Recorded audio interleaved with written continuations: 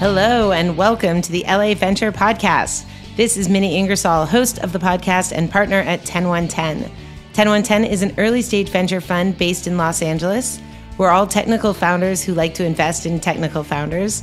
As one of LA's earliest seed funds, we've gotten to know the other investors here, and this podcast is a fun way for us to catch up with some of the other great LA investors.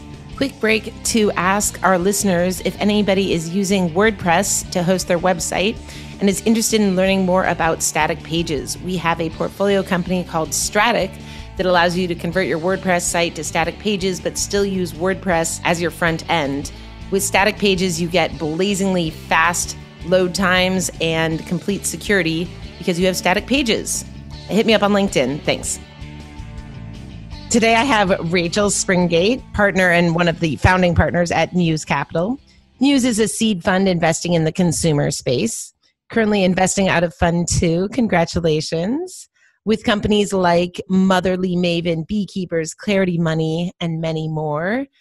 We were going to have Assia with us, but we cut her. We gave her the boot. She had internet problems, unfortunately. Anyways, Rachel, thank you so much for joining me. Thank you for having me.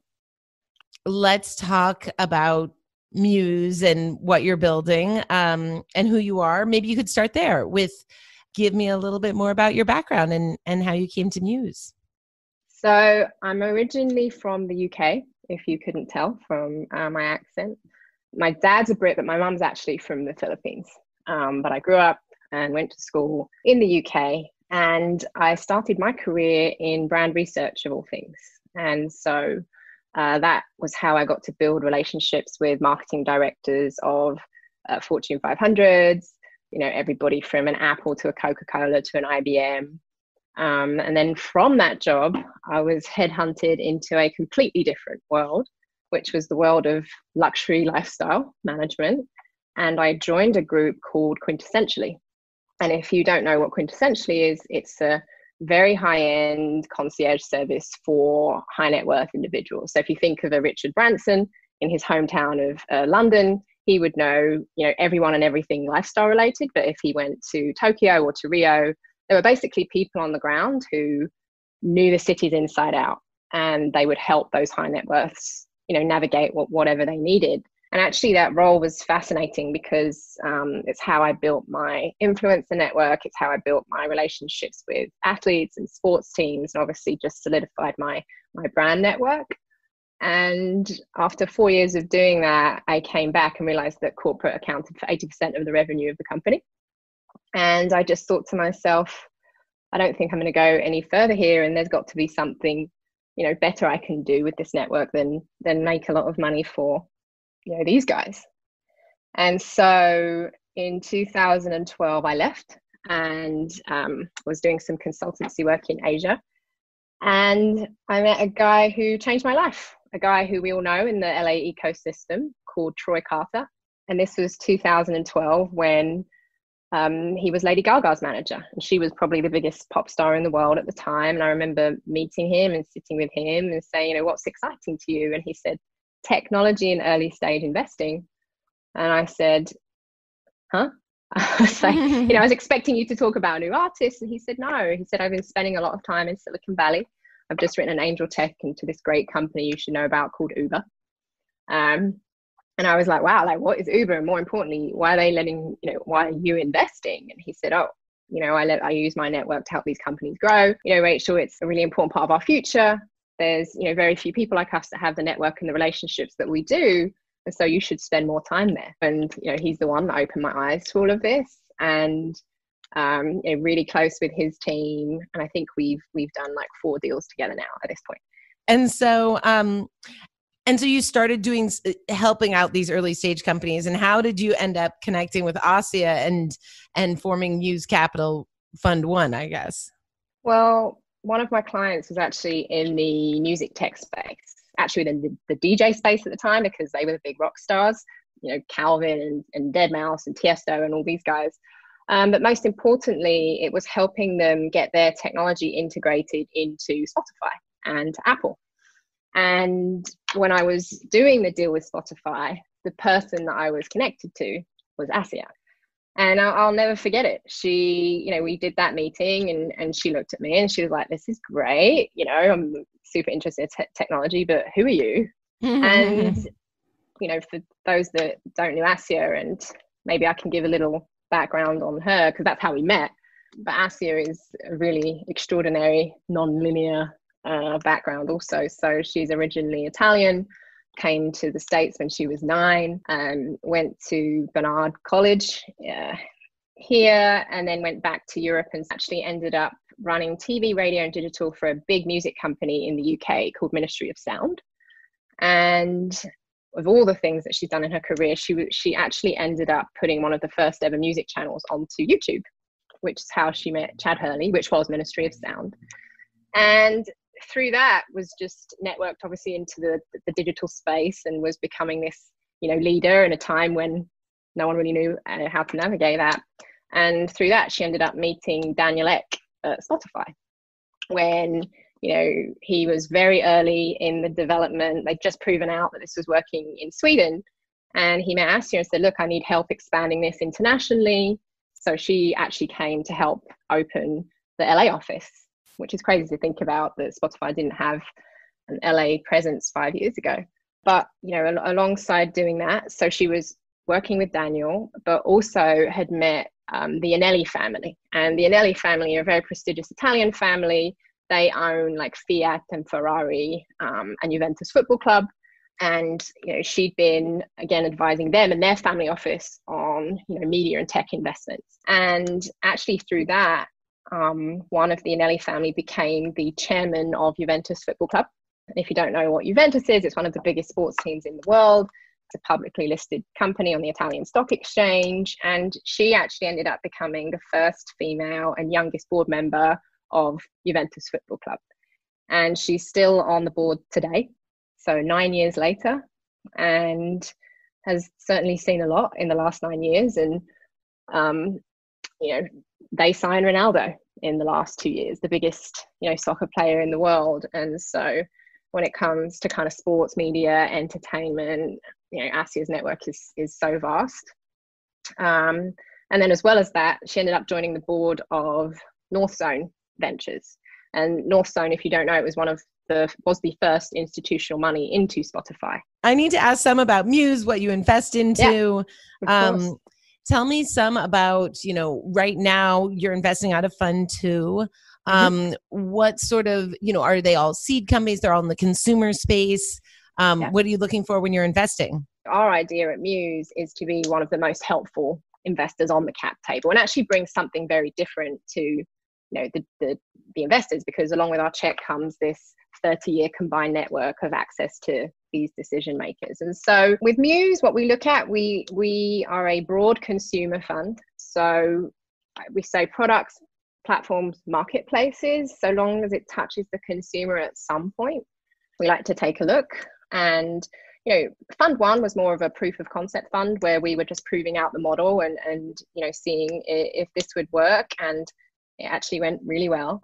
And it's really interesting because pre-COVID, we were already very interested in sectors that are just being accelerated by this. So we were already investing in areas like telehealth and women's health and online education.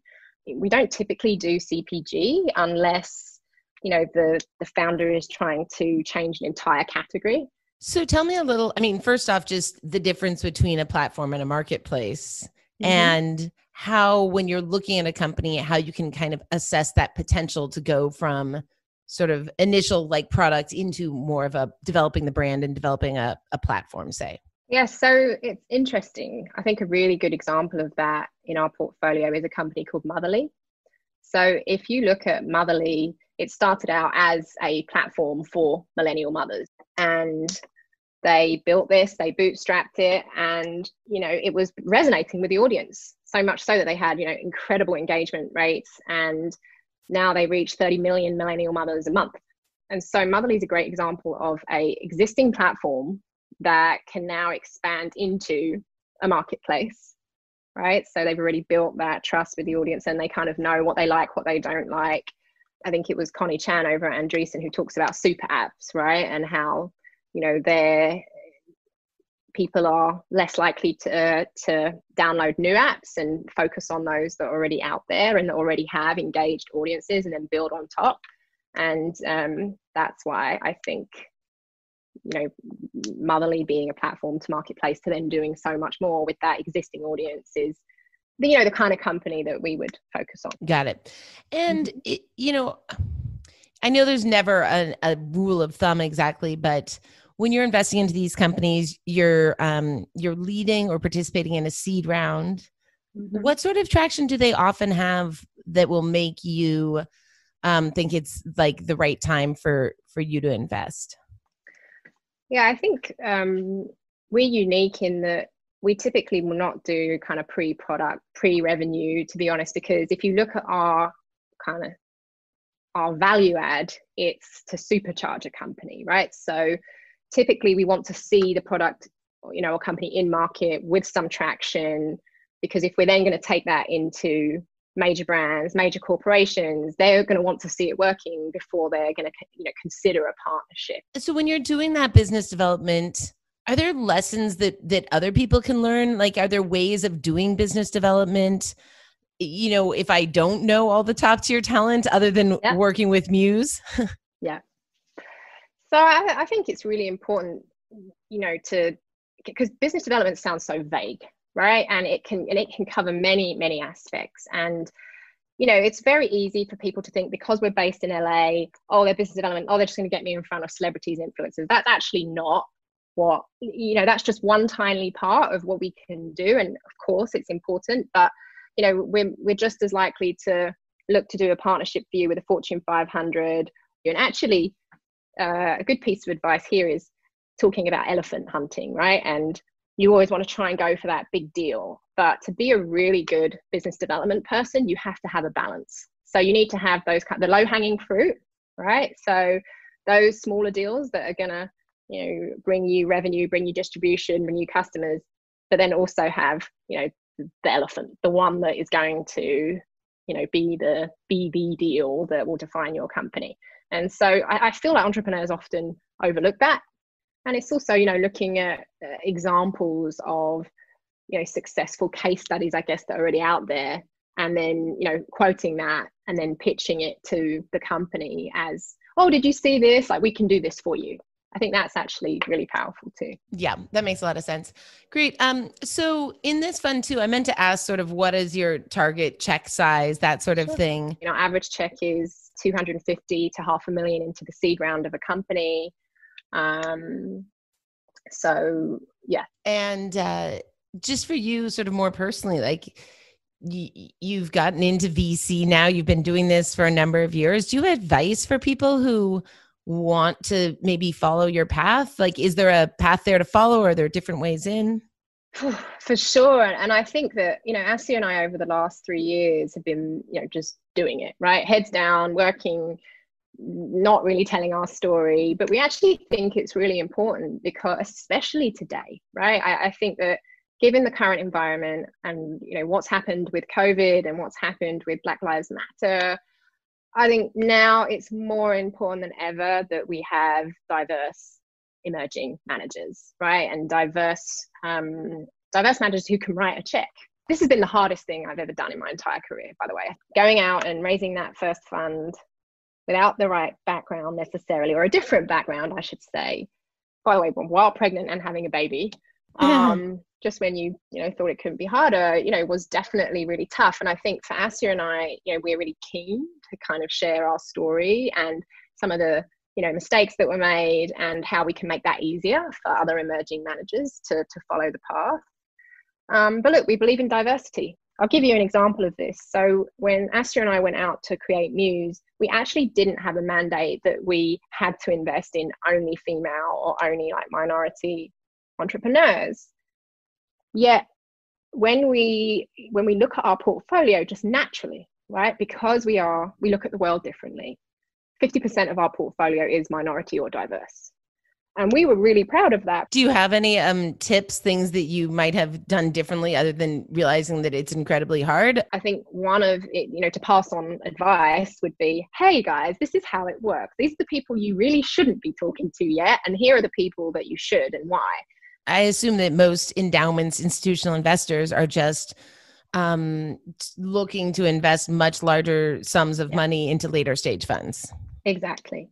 And, it's tricky because there seems to be this movement that more investors do want to invest in female minority emerging managers. But when you actually peel back the hood and you look under it and you're like, what does that actually mean? It's like, oh, you have to be raising at least 100 million. And you're like, okay.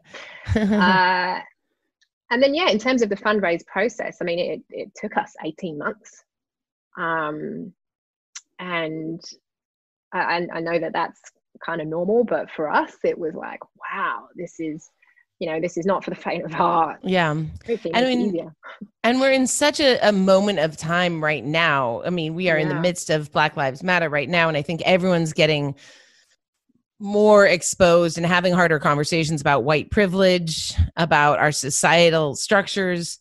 Yeah. Are you, maybe it's a more personal question, but, are you guys getting involved? How have you been experiencing this moment in history?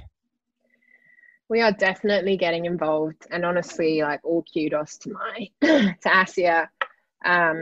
She's very passionate about this. Assia is co-chair of LA Always, and taking those resources and sharing that with Always and making sure that we're doing that. I mean, hats off to Assia. She's literally, I don't think she slept for the last 4 days. Yeah, I was going to ask about sort of what is your, maybe not this week, but, normally, how are you able to lead your life with, I know you have is it a 10-month-old baby? I do. I mean, my goodness, I think, that's the beauty of partnership, right? I feel that, I honestly don't know, when I look at solo founders, I'm just like, how do you do this? Because we definitely couldn't do it without each other. Right. And yet it is a position of power. You are a capital allocator.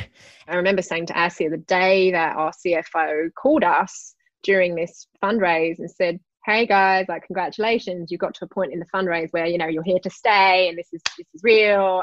And so many emerging managers don't even get to this point. I literally was crying because I'm like, wow, we've given everything to this. And honestly, it's because we truly believe that,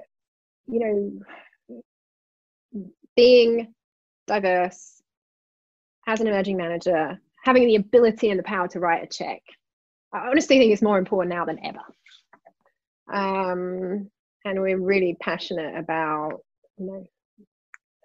about that and making sure that the world changes. Fantastic. I think that we're going to have to wrap up, but I really appreciate talking with you today. It's been fun getting to know you better. No, you too. And I'm sorry Assia had technical difficulties, but hopefully I did an all right job.